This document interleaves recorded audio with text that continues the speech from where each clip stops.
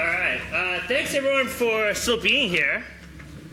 I'm sorry if there wasn't lunch and you're hungry. More people came than we're supposed to, but we're happy to have everyone here. Thanks again to all the speakers and sponsors. Huge thank you. Yeah, really couldn't have done it without you. And thanks to the speakers again, the ones here and all of them. Yeah, big round of applause again.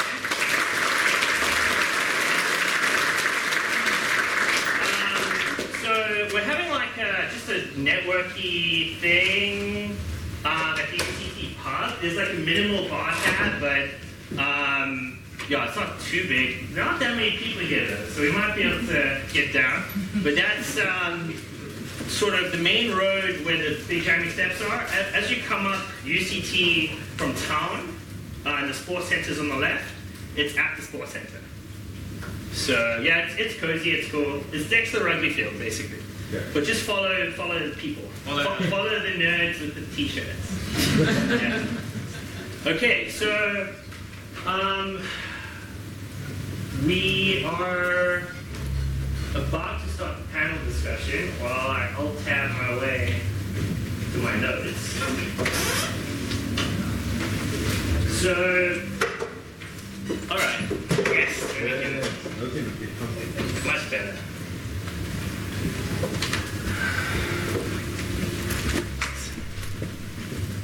Thanks. On our seats.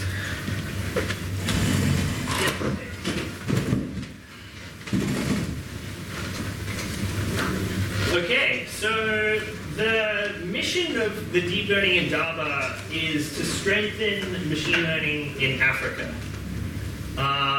And so I want that to be the central topic. I think it's broad enough to really be whatever you want it to be. But I'd like to start maybe, if everyone could just throw out one idea of how, like the sort of the lowest hanging fruit, how they think we can strengthen machine learning in Africa. Sort of just 1 or 2 sentence thoughts on the topic. We don't have a microphone, so you can't pass anything like a baton. Maybe we can just go. Ismail, would you like to? Yeah, thank you. First thing that popped in mind, I'm lucky I get first pick. Is of course educational programs, and IBM we're part of this national NetTPP, national program in e-science training and something. It's a university consortium of a few universities, Brits, University of Limpopo. It's actually the more traditionally not serviced universities that form this consortium besides Brits. And they've formed a syllabus for a master's program. What's cool about it is both a MSc and an MA in data science, 2 separate streams. So they're reaching out to a broader spectrum of people to bring tools of data science for everyone's use. So just like how computers are used by all fields, including sociologists, psychologists, we need to take the tools of AI to all fields. So that's one thing that pops into mind. More structured programs like masters. So I'm stealing my answer from some discussions I just had. I think the South African undergraduate programs are amazing in equipping people, whether you do CS, EE, applied maths, stats, physics. I think it equips you with the basics of doing machine learning, and then if you couple that with this type of master's program, that's great. I think it will, flow on. I think the one problem that I guess is a South African problem is just to get people from grade 11 and 12 interested in actually doing an undergrad in one of these mathematical fields to equip them. So I don't know what the answer is, but I think you need to actually start in grade 11 and 12, maybe not by forcing machine learning on them, but actually showing them some of the exciting applications that you can do and seeing it as a career path. I think one great way to get this applied for real challenging problems would be for the practitioner to visit those who need and will use it to gather empathy. Let's go to the townships or go to the taxi ranks maybe talk to the people, gather empathy, and that kind of generates many more ideas, because ideas can come from anywhere. So, and the more ideas that come, the more well understood the problem gets, and that kind of helps in designing these black boxes which we call machine learning. But I think that days like this is great. And many people are doing different things on their own or in small groups, and we don't always know what other people are doing, and getting together and telling other people what you're doing, and in that way we can learn from one another and build a community, and then as a community get more people involved. I think we need more local data sets. We've got unique faces, unique languages, unique geographics. We've got unique lack of connectivity, and that's a problem. And I think I don't think we've got facial recognition for applicants. Do we? Do we have a data set? Do we have a? I think we need a cable for applicants. There's actually one being established. Yeah. No, I fully agree. The reason I founded MIA, Machine Intelligence Institute of Africa, was also to network together people that's interested, data scientists, anybody interested to use these smart technologies to solve problems and to help transform Africa as well. And I'm so inspired by Deep Learning Indaba X. Last year's event. It's an Africans, it sits in deep learning, deep mind and Google brain that was really behind that and pulled the muscle. And that event was awesome. And at the back of that event, MIA also had an IBM hackathon where we've got 100 people, close to 100 people, and well, these guys, Alex and Chris, was fantastic in terms of that. And that was exciting. We actually had a lot of really good diversity there as well, so which is really awesome. But I think one needs to think big here. We don't want to be left behind. So we need to think about, we've got new government leadership and so forth. I know Cyril Ramaphosa talked about the fourth industrial revolution and those type of things. So I think we need to get government, local governments involved. It needs to be like a national strategy. If you think about what's happening in China, what's happening in France, what's happening in many places, Canada and so forth, they're thinking big. They realize what's going on. And I think we need to get this into school curriculums. My son is here. We need to get it to the kids. Well, he's 15 years old. He's doing Python and Keras and all that kind of stuff, and he's excited by this, and he's doing AP Maths, and he can do that. That's computer science, so why can't we get those kind of people involved? We shouldn't just, we should maybe think about expectations, constraints. We should just say, let's remove it. And anyway, so there's a few other things that I've got listed here. I just wanted to say, we actually, in terms of strengthening, today we had a guy, Bayu, you met him, Akadami here. He's actually the Chief Transformation Officer of MTN in Nigeria, and he head up the Data Science Nigeria, and he's really behind that. And Mia also collaborated with him, but I'm quite inspired by what he's doing in Nigeria, and we can follow his lead. He's building a closed-loop ecosystem around that, basically taking people from having no knowledge right through to being on boot camps, getting interns, getting jobs, mentoring, all of that, and it's very inspiring. And we need those kind of leadership. So I think AIMS, MIA, all these, we need to work together to establish the same kind of thing. Sorry. Great, yeah, all really great answers. They're all longer than 2 sentences. They're all very good answers. I think we have time. No, we have more than enough time. In fact, we can go until 7:30. If people want to leave, please don't feel like you're being rude. Yeah. I just want to mention one thing. Just say, because it's very fitting with this question. NASPAS is doing something exciting, and it's great to see that. They talk about NASPAS labs, and they talk about 1,000 labs across the country, positioned in rural areas as well. And they talk about AI-based learning. And we potentially, maybe, I think Portage Lodge could be involved also with AI-based learning, but forget about that. NASPAS is putting money behind this, and it's all kind of a social, non-profit cause, which is, for me, fantastic. It's great that corporates in South Africa is taking that leadership. So if we look at the other corporates, why can't we use money in a proper way to actually do that? Because that is a great initiative. Great, yeah, I mean, I totally agree on all of the above, especially the open data sets. I'd urge anyone from companies to consider releasing data sets as challenges. I think there's this great talk by Peter Ntombikayise, the director of research at Google, called Unreasonable Effectiveness of Big Data. And he just shows that more data is always better than a better algorithm. Like a simple algorithm with lots of data can do really, really well. And also the connectivity thing's a problem, because even though there are free Stanford courses on deep learning on YouTube, if MTN's going to extort you on the data costs, then, and I think a lot of that's cartel pricing and classes bringing that down, but I think that'll also be a big lever. But yeah, the data sets, please get some data sets public, that would be great.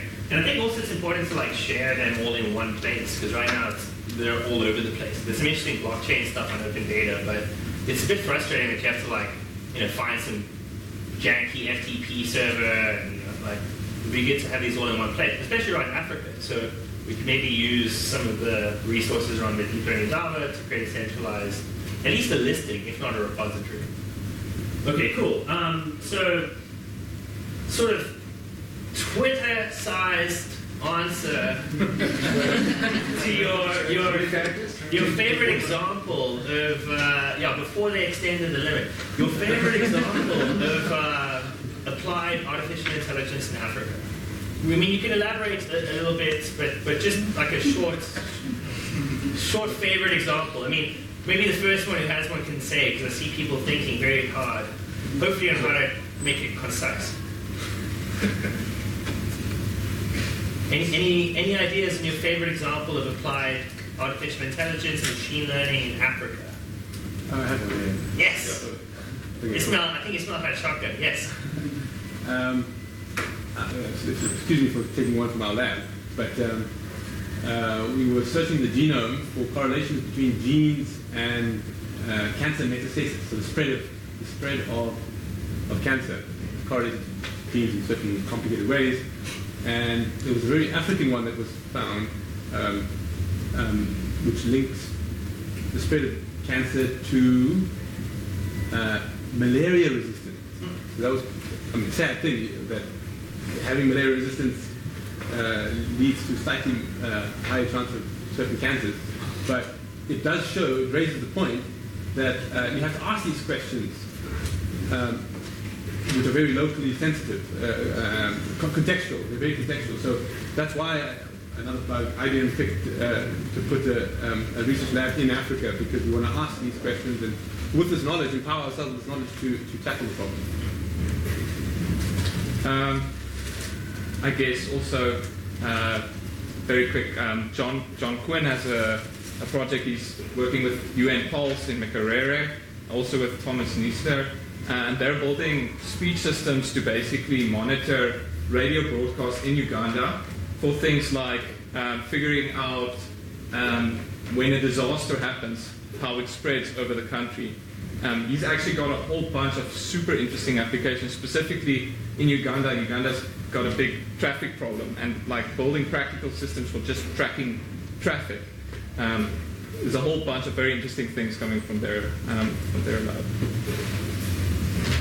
There's also some work on how can we use low-cost sensor to detect counterfeit drugs in the rural levels. Is that an actual application? Yeah. Wow. Can you give one sentence more? Okay. What country? So counterfeit drug is a big problem, we all know. And if you want to test if certain drug is genuine or counterfeit, you have to send it for animal analysis. And easier way can be to take a very low-cost hacked spectroscope.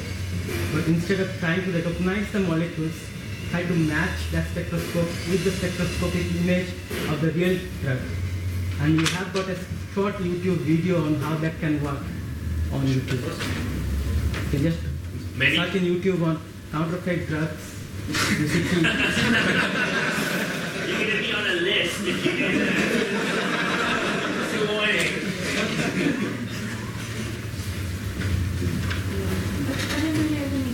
to I'll be very short and fast.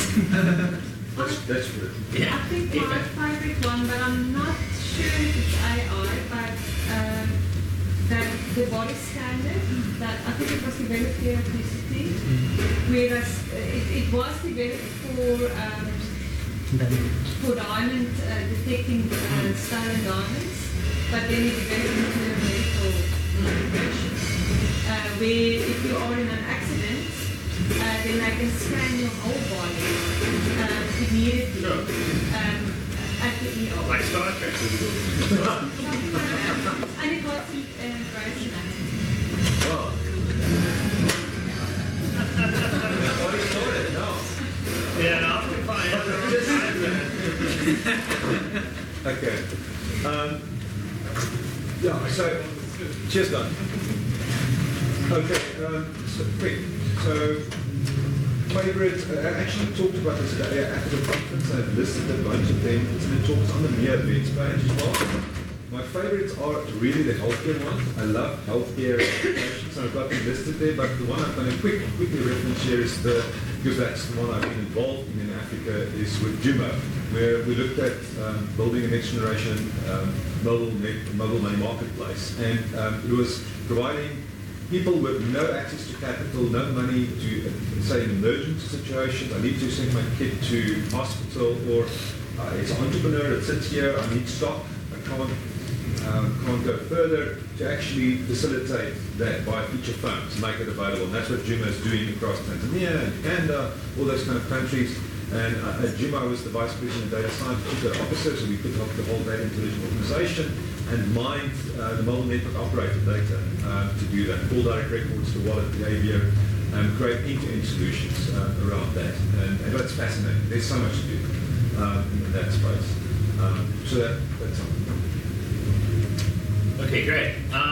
Yes? Just to add one thing that I don't think many people know, it's not the unique South African one, but it was in collaboration. So, I don't know if you know Google Voice Search. Yes. Yeah. So, after UK English, US English, and Indian English, South African English, isiZulu, and Afrikaans were the next voice search languages to be released. And I think they're all released. yeah, they are released, but that was already in 2010. And we collected all the data for them and built all the pronunciation dictionaries while I was still working at the CSIR.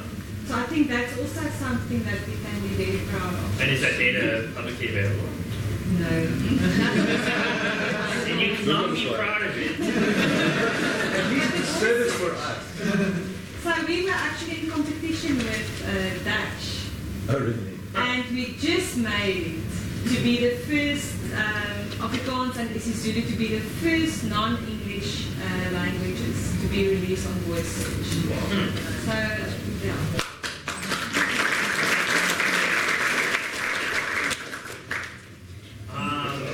Okay, so maybe you just, whoever has an answer can answer first, and then we can just go from there. If you were given sort of a decent sized budget and say 10 research students, and you could work on whatever you want to strengthen machine learning in Africa, and you have, say, you benchmarked on a 2-year horizon or a 5-year horizon. I think that the shorter horizon is more interesting. Like what do you see as the low-hanging fruit where you can really add value in Africa?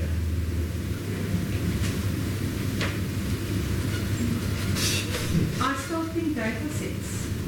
I will go mad. I will, in terms of text, speech, and then images. Can you elaborate? So how would you just blow it all on a mechanical turk? Like how would you get that?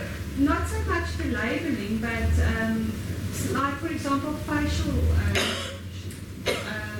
I think that's something that's really lacking in the African context. I think text resources. For example, educational resources for all 11 South African languages. to create the resources, because it doesn't exist. I think that's a big thing, is that those data resources does not exist on the same scale than international resources. Yeah, it seems like there might be some sort of mechanism by which you can capture that data as a byproduct of something that's already happening. Like, you know, maybe you could get call center logs made available from government call centers, which you can then annotate. You know, there might be, yeah. Well, what? So unlimited budget? US dollars? I would really focus on, it's similar to what I do at Portugal. I would focus on end-to-end solutions that's actually making an impact. And you've got to have data. You've got to have, if you don't have the data, you put the infrastructure in place.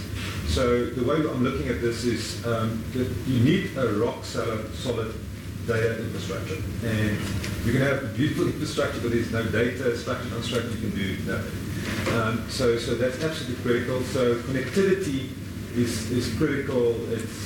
So in our solutions, we actually look at a whole ecosystem of partners that can help put end-to-end solutions together. Obviously, we can't do everything, but we want to fill in the gaps and make sure that we can embed AI engine there to actually create this end-to-end solution. So I would dedicate a team on those type of things. And healthcare, education, think about the big picture things, big ticket items for Africa as well. So you want to start solving those. Yeah. You should solve real-world problems rather than train people textbook examples. Get a real problem and implement whatever is necessary in there, and in the process people will learn, and then you can have more people come in, these people can train those, rather than just textbook examples, and then when they get to a real problem, they still don't know exactly. Yeah, but your course was good at that, though. From Mishra? I think one of the low-hanging fruits that is out there is remote sensing. There are so many problems in Africa that can be solved to some extent by remote sensing. And the good thing is that the data is out there, just a little bit costly, because Africa as a continent doesn't have any proper satellites to buy the data. But we can always strike a deal, and with proper remote sensing data, we can sort out land holding problems, land use problems, security problems, then things like predicting the yield of different agricultural things, and protecting the coast, because there is a big piracy problem, especially from the Chinese ships coming to African coast, catching the fish and going back. It's a big problem in the small islands like the Reunion Island and Mauritius. Those things can quite easily be solved given a 2-year horizon and a decent sized budget for students and data. Definitely. Cool. I won't answer your question. I think I'll just throw something else in. I think it's very important to think of machine learning, right, and to develop models and to make them better. But if I had a pot of money like that, I would also say it's really important to focus on specific domain issues. I think just doing general machine learning, it's good. You need to understand the model, but at the same time, I think we need to focus efforts on specific problems. So if I had money like that, then I would focus obviously on my research, and I would focus on that specific thing. But if you take education as an example, right? Say we had 10 million rand to do education, then I would start a lab with machine learning experts, but also people from the educational domain in that same lab to really bridge things, because I think machine learning can actually give us insights into the domain, and the domain can also tell us how to build better structure into our machine learning models. I think your example is also an example of that, like picking one thing and drawing in expertise from all over the country that's focusing on that specific problem. What threw me off is the low-hanging fruit part, because that was a good answer. I like how you phrased it, that it's doable, and so I haven't got an answer for the low-hanging fruit part, but if I would pick topics that need attention, well, first I'll pick a topic that needs attention. AI and ethics. A lot more work needs to be put into techniques for taking data sets and removing discriminatory bias. So if you look at, fortunately we don't have this problem here yet in South Africa, but like in the US, they use AI to decide on prison sentences. And there's some horror stories there. They show that these systems, they're learning from data, but of course the data is biased, right? And biased in a way that we would, first of all, it shows what an unequal society we live in, but it doesn't mean you should act on that.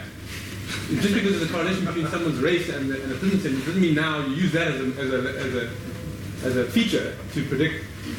So it's a really serious issue. And although, I mean, have you seen? Did you read that Danny Kahneman Thinking Fast and Slow book? Quite popular. There's this bit on how pretty much linearly with the amount of time since the judge ate, the parole rates like decline. The like parole granting rates. So like if you're up for parole, you want to go straight after lunch, basically, because like as it gets hungry, so maybe there's a counter argument that humans have these built-in biases, so then maybe a model, but then it's like which one's least biased, and then the model may be less biased, but now you're deciding like the self-driving car may kill fewer people, but now the onus or the blame is on them, whereas individual. No, I'm not saying AI is bad. I'm saying we just need to research techniques. In fact, at the IBM Think conference last week or the week before, they picked this particular topic as one of the biggest contributions. In fact, they made this prediction that if AI doesn't solve this problem, the AIs that don't solve this problem will die out. They won't be used. And they gave an example of one where they have been able to. You can take a data distribution and pick sensitive variables that you want to unlearn the correlations from. And you can use Kullback-Leibler divergence and remove the bias. So there are techniques. So yes, AI is better than humans in some situations. So by all means, let's use AI, but then be cognizant of these problems and then research them and solve them. So I think the algorithm that was presented at this conference is doable, and we're just not doing it, just not interested in it enough. And we as Africans, we should really be pushing it. We know our local environment. We should be going after data and then being aware of these issues. We have the Feasible Fall movement. We're really tackling with these issues. So we should be at the forefront. And then if I had to pick one topic that's not that's definitely not low-hanging fruit, I'd pick quantum machine learning. So that it could be low-hanging and high-hanging at the same time.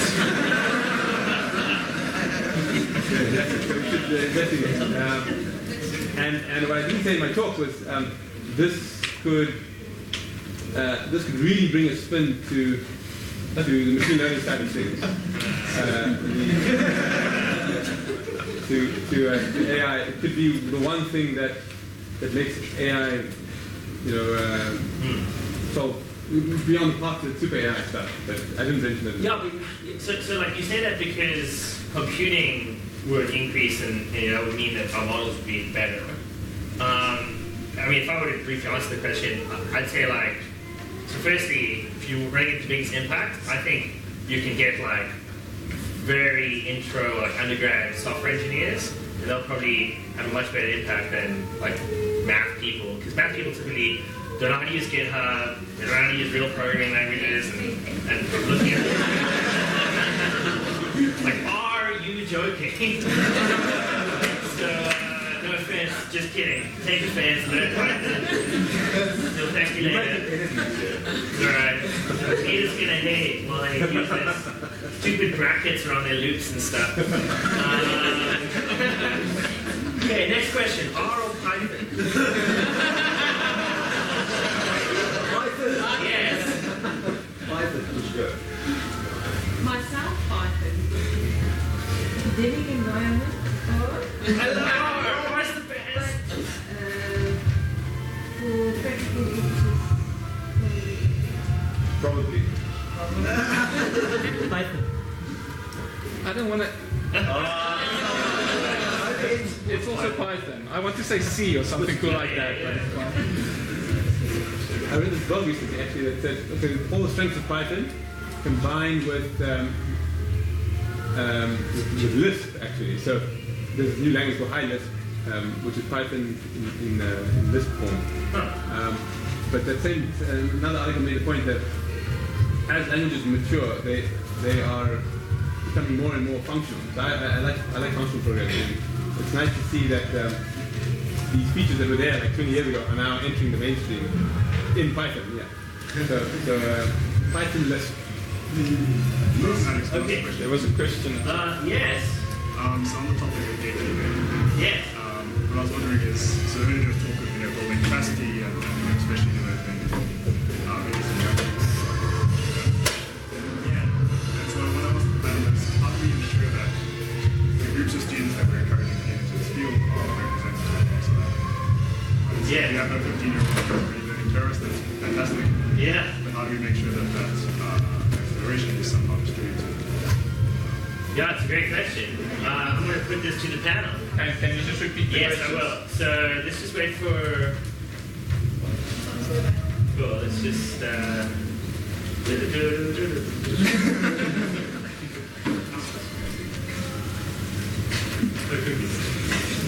He's trying to sneak back in, not knowing the waiting for.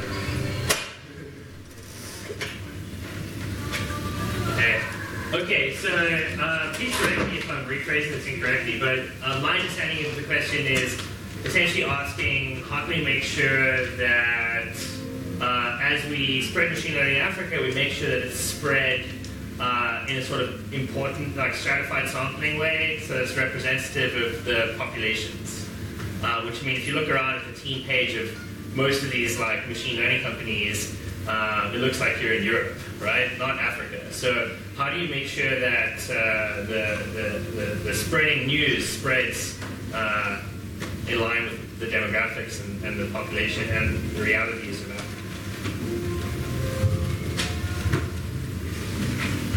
I'm going to stop pulling you out. I think the two issues there. One is the general education issue. That's the feasible point. That looks like Europe issue across all fields. And that's feasible as well as one victory of free education going forward. Hence the 15% that. So that needs to be tackled. But I think from an AI point of view, the bigger problem is that even once we educate more people and so on, AI takes jobs. So we need to solve that problem. How do you create jobs? How do you protect jobs? How do you, but then without stifling innovation? So it's a really difficult issue. IBM normally takes the position that we believe in AI augmenting humans. So that's kind of positive put on it. I don't know if they don't mention that that augmentation still puts people out of jobs, but this is something that really needs to be solved. It's been with us, since the other revolutions as well, industrial revolution, computer revolution. People often say no, jobs are created elsewhere, but there's still this very painful period that we just bulldoze through, and we don't stop to think about the effects in society. More work needs to be put into that. Any other? You don't have to answer unless you want to. So any other brief comments? I just want to quickly comment on that. I think, my personal message just want to focus around how to shape a better future in the smart technology era. And I really think we are in a situation where we need to be, because of the exponential growth and what's happening, the speed of change, we need to be a lot more deliberate and work together as a society to solve these kind of problems, because we can't have a transition period here. It's not like we don't have enough time. So we need to be more proactive in solving it. And I think a lot of the solutions should be around, like what IBM is doing. It should be augmentation, thinking about a doctor, or how you work with the tools. You create roles around this and focus more on empathy, dealing with humans, and make that valuable. Teaching should be valuable, should be paid more, should have more. And we should think differently about so many different roles. And then, so it's a big problem that needs to be solved. Diversity, it's education, as you said, we make education free. We need to think aggressively about this. Connectivity everywhere. We need to invest in the right things. Infrastructure. Trump is trying to invest in infrastructure and also these, but we need to think about, it's trying, I know. But for Africa, we don't want to be left behind here. I'm concerned about that as Africa, we can be left behind and competing with other big countries that's putting incredible amounts of money behind this. So, did you want to? I think I'll touch upon two very pragmatic ways of answering this page. First thing is that sometimes as a hobby I go to the township schools to teach kids science and math to inspire them. Kids in 6th and 8th grade can divide 4 by 2. How do you expect them go and learn machine learning? It's all very nice to tell them things, but primary education in this country is offshore. Second pragmatic way of looking at this thing, okay, let us forget primary education, focus only on university. I'm from electrical engineering. All the non-white students get a very good job offer from things like ESCOM. And that's why the white students are forced to think to start up their own business. And that is why what you told, you look at these startups dealing with machine learning, they look like European countries. So it is not by design. So, okay, how do you solve it? Do you stop giving jobs to the non-white students? No. Interesting. I'll mention there's a startup called CF. I don't know what they're up to these days, but I was chatting to Mark a while ago, and they kind of have this knowledge graph of the full school syllabus. I think there's interesting stuff there around like a student can ask questions and then we can construct a representation of what they understand and then fill in the gaps in a sort of automated way, I think. And then you could localize it to the language. I think there's a lot of interesting stuff that could be done there. Using machine learning? Yeah, exactly.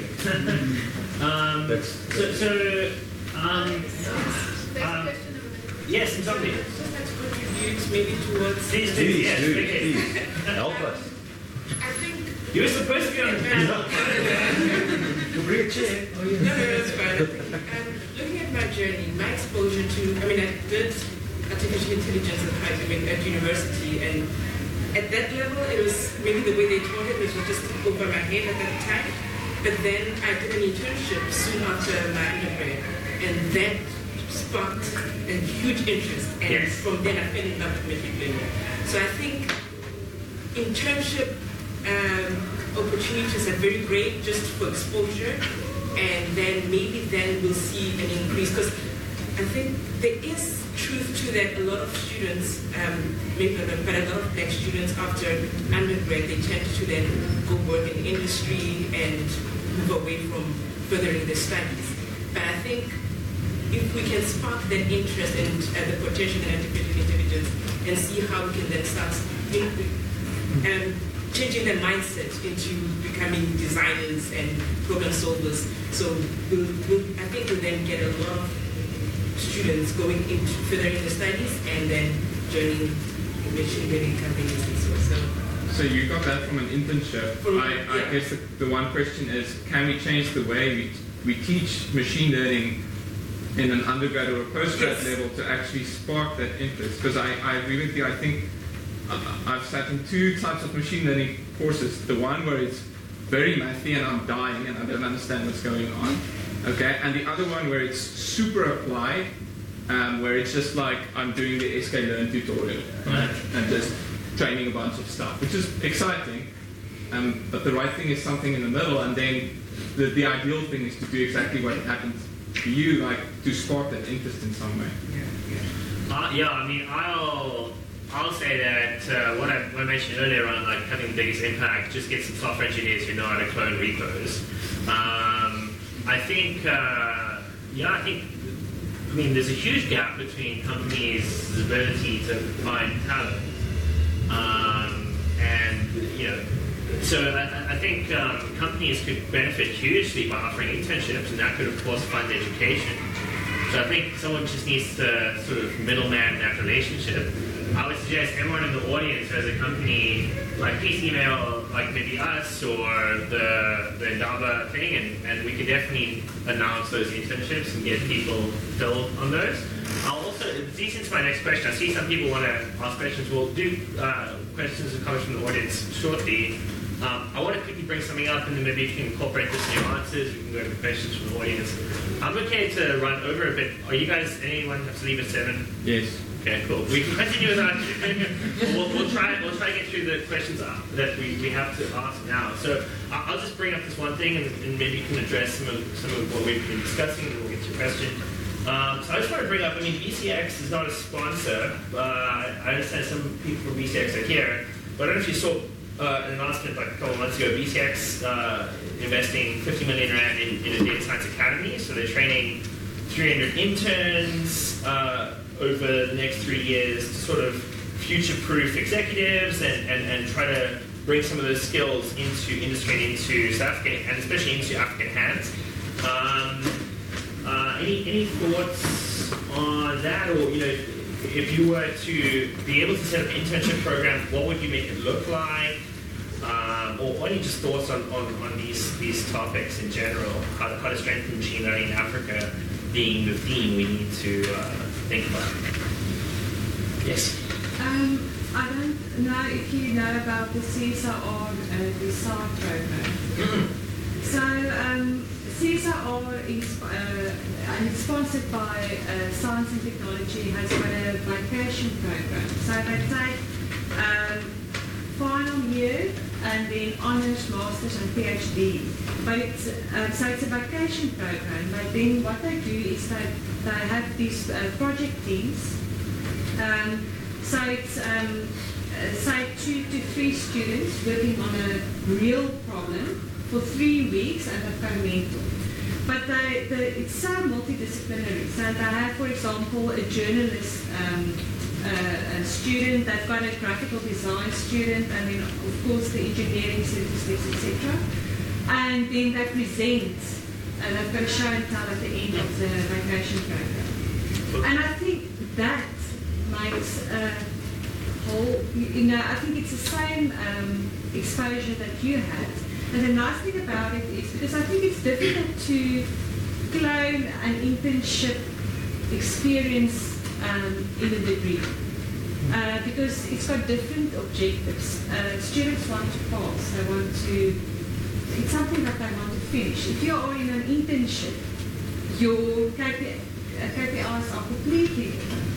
And that design program actually replicates an internship, but in a 3-week vacation space. And I think that's a good model. Maybe, yeah, we should remember to get the link. So the Corsi is the... Yeah. Okay, cool. Yeah, well, I'm sure they're pushing it anyway, but that's great. Yeah, so maybe one thing to just add on to make me think about is, like, why can't some homework assignments be like internship projects?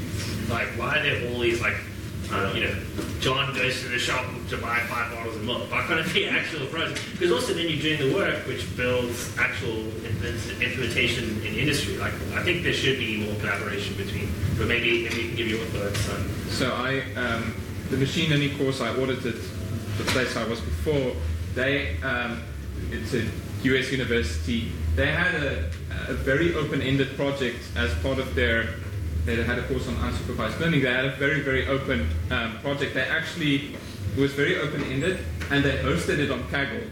So you can create private Kaggle competitions. And basically these guys would fail all the other courses because they'll be competing against each other on the Kaggle boards. And that was, people got into that a lot. And I think that was an awesome way to kind of replicate that.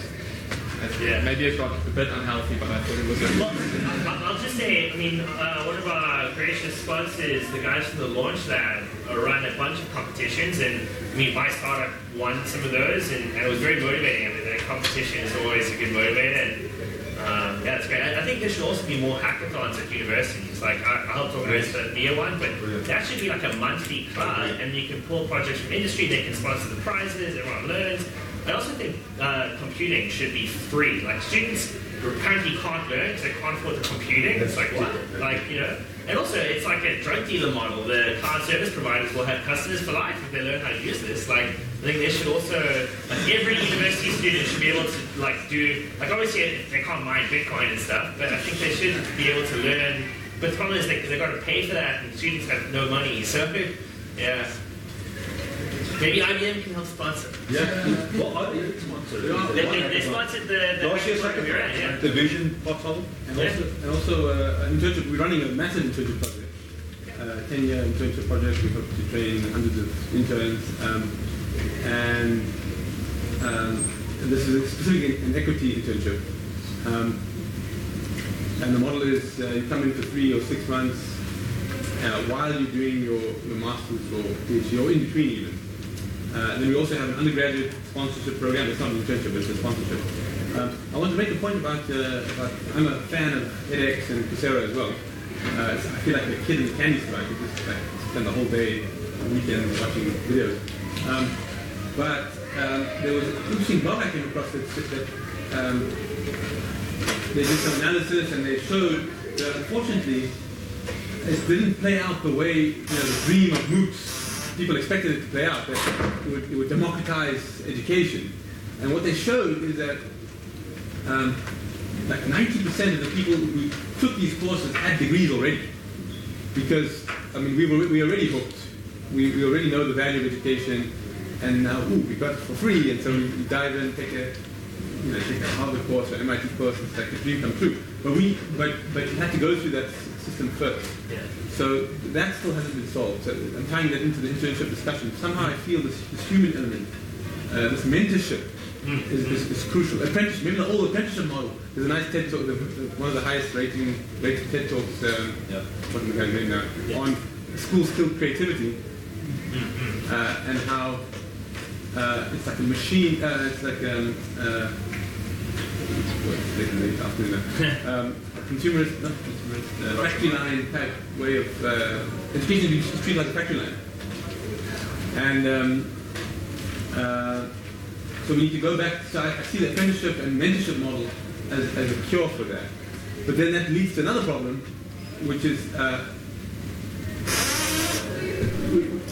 mentors are in short supply, right? So somehow we need to solve that problem. How do we? I will say that it's like people just take no for it. Like they want everything to come too easily. Honestly, man, I think if anyone took the effort to like email you, you may not reply straight away, but I think in most cases you would reply. I think people also need to be proactive, and there are also a bunch of meetup groups. Like I help run the Cape Town Deep Learning meetup. There's the media stuff. There are a lot of people available. If you just say, hey, can I email you some questions? Most people are going to say yes. And you can email, like Stefan Kaus from the Indaba said, like he emailed Jan LeCun and made him coffee or something. I think it's important to also reach out and be proactive and not just expect it to like happen. You taught that. You need to have the right attitude. That itself is a skill. Yeah. So let's open up with some questions. Again, you can leave if you want. I reckon let's just run until like 10:07 until we run out of questions, and then you can go to the UCT club and we'll have some drinks and so on. So I think you had a question first. I just wanted to point out on the intern front, I don't know if it's still running, but the break the rules worked incredibly well. Yeah, that's also great. Is James Saunders still here? James may have left, but yeah, they helped start it, and he's also helping with the Cape Town Deep Learning meetup. But yeah, the break the rules is also an incredible initiative. But they should all be in one place. It's like the data issue. Like maybe the data is there, we just don't know where it is. It would be good to have all these internships, all these initiatives in one place where people can find them. But break the rules, I mean, it is pretty well published, but I'm sure some people in this room don't know about it. Yes, but it's, from what I remember, I've been a while, it was largely computer science and not so much data science. You say it like those are different things. I've done 0 computer science courses in my life. Okay, are you shipping it into production, or are you just writing like research code in R? For me, I don't know. this. are. I didn't really. Just get it. Well, mainly because you can't put stuff in production in R, because it's not a programming language really, it's a mathematical programming language. It's half as fast as Python because you have to use 2 equals, you have to use 2. And it starts at 1. Like, what? Okay, anyway, so next, Dean. I started my career in vehicle traffic and pedestrian micro-simulations. And shortly after that I left, purely because there's just no real data. It's just full of people fudging results and giving fancy 3D models that mean nothing to like government organizations, etc. And then you compare using exactly the same software it's called PTV Vism if you want to know, in Transport for London and the German transport system. There's so many resources of how they capture the data, how they use the data, and so much application for machine learning, so much job opportunity for Africa to do. What's your question? It's getting there. Again, it's like a collaborative. A collaboration is needed from the government in order to fulfill this, right? Now, how can we get government to actually and protest for more data? Yeah, but we need groups like this to collaborate and to actually pressure government to not sit on the arses and do We're going to do it. Look at PTV. How are we doing that? So that's the question. We're setting up a session with Cyril Ramaphosa. No, sorry. All right. It's a follow-up on that one because it's actually my point that a lot of time you can influence what's within your space. Okay, so you got maybe IBM can afford to have Amazon, but for a lot, I'm from a perspective, because it's a small business, I've been training 50 people over the last couple of years in my particular field, but it's almost like a fool's errand, actually, as a small business to actually spend a lot of time training interns, because the economic is not there. I mean, maybe every now and again you can agree. And those type of things, there are a lot of programs just about actually consistency as an industry. Because that's sort of what we need to actually come. If the government wants to invest in it, it's available, and a lot of people are willing to do it, a lot are willing to invest, willing to put in. Some people do it anyway, and but unless you've got serious money behind it, that you can actually make it as a part of your planning process. Smaller businesses that can actually offer a lot of mentoring, they're not going to do it. It's just not viable. So it's almost like, you have, if the industry wants to do it, use basically the academic contact, use that to actually try and create a more consistent message. In some aspects, the insurance industry managed at least to get their SITA to work a little bit. Most of the other SITAs are a total disaster in terms of the staff. I mean, the staff is totally unpredictable. So it's actually not even useful for any business, and even if you give money, it's like it's a casino rather than something that we can actually do as an investment. Yeah, so it might be incentives, like maybe if they get extra VE credit for interns or like agreed on something. Maybe do you have any thoughts on how we would do that? From an academic point of view, I can say that we would love to have collaborations with small businesses. So to give us projects to give to our students, because all we have is textbook examples, and we want them because we don't have the practical problems to give to them.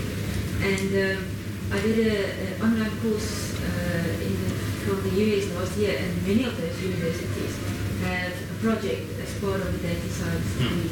And I think that is very important. The Stanford Deep Learning for Text and Computer Vision courses both have that. Just looking through the past projects is a great thing to do, but yeah, I totally agree. Maybe the Deep Learning Indaba can sort of make a marketplace where companies say, these are what we need done, and academics can just match that market. That might be one approach. Any other questions from the floor? Yes. Two questions, but they're kind of both interrelated. The one is training is why can't we keep it as two separate things?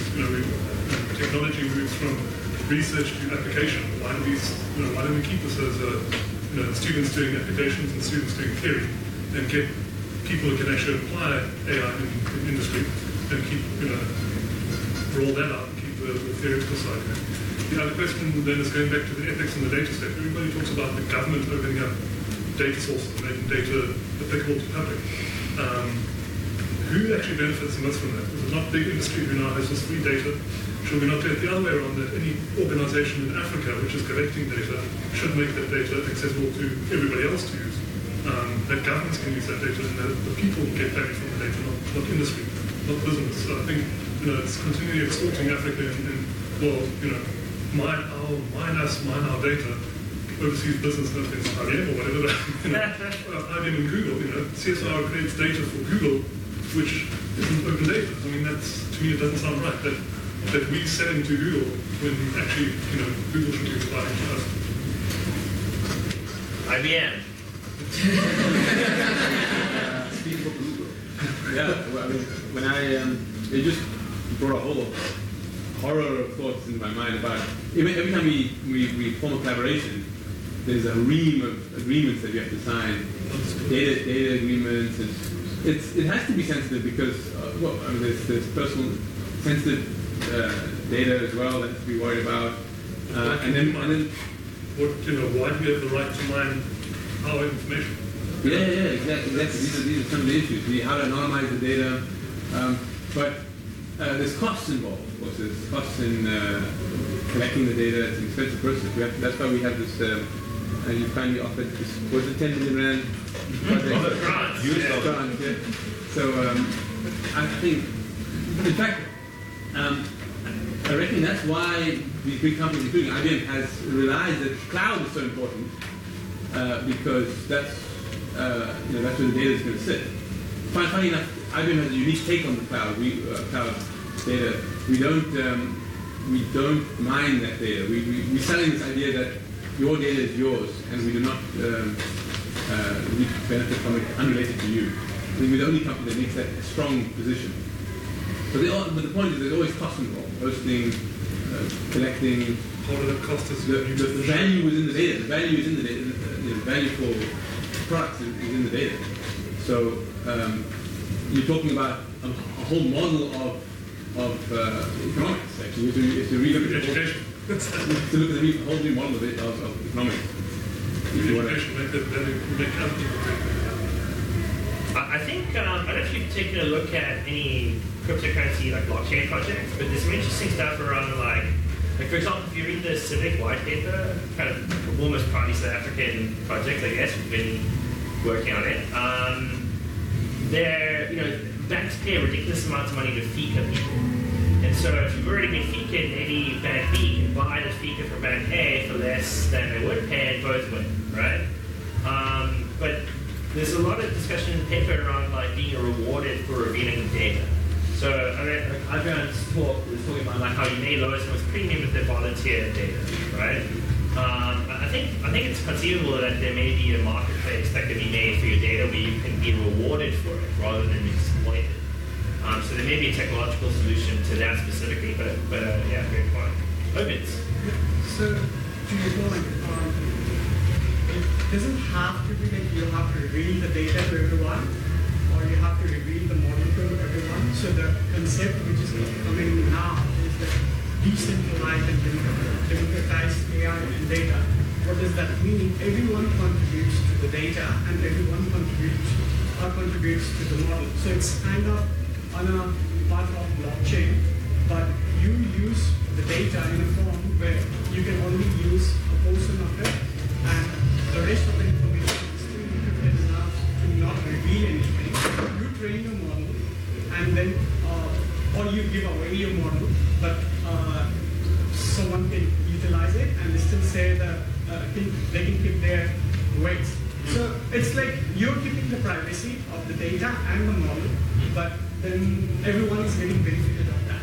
And these things are now especially in a highlight because of the data breaches from Facebook, and then also a lot of data going to Google. So there are a lot of initiatives in this side from Silicon Valley. So why not we can take that initiative as well in the country, that we decentralize the data, we democratize the data and the models, at least among us. We start doing that. So everyone heard Owen's battle cry. It's on video as well from ABSA. maybe you guys He's got a disclaimer, I'm sure. I think it's his personal investing. It's just not he's not a financial advisor. It's not legal advice. But maybe you guys could publish some weights on some more. I think that's a great idea. So like throw away the data, just publish the model. I think that's a really good idea. It's irrespective of, to be very true, if you are in any financial institute or if you're in, if you're the big organization and if you have the data, but you have so much of hierarchy and so much of access issues that by the time you get to the data, you leave the organization. Yeah. So the problem is same there. It's not that you're getting benefited, you're doing all the interesting stuff you want to do. You are struggling there. So it has to come from a community. Because bank was always traditional. All these organizations were always traditional. Now to tell them what to do, they're not going to take this from you. Exactly. So start that community hopes that they kind of revolutionize everything the way we have been doing, and then they will follow it. They will follow us. Yeah. Well, I mean, I suppose if you think about it, like it would be better for everyone if every bank released their models, then you could each create an ensemble of all of them. It would be better than all of them. Although I guess if you were the one bank that was better than everyone, you wouldn't like that. Okay. I understand you have to run. Maybe let's thank the panelists. I'm